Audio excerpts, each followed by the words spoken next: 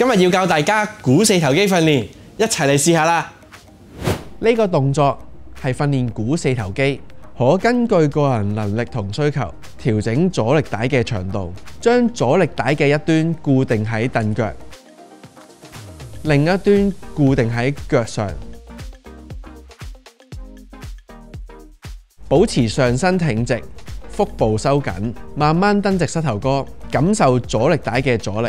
然後慢慢返到開始位置，重複以上動作10次。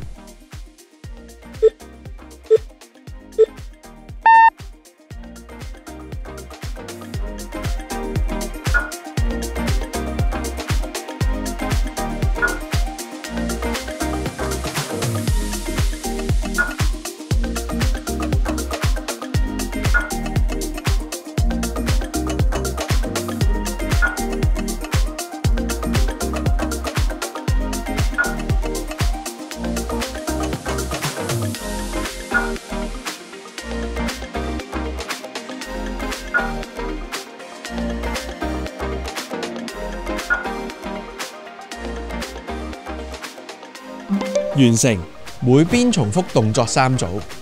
係咪冇諗過阻力帶都可以有咁多款變化呢？睇埋其他片，學埋佢咯噃。Follow 我哋就可以獲得最新嘅資訊。我哋下次影片再見，拜拜。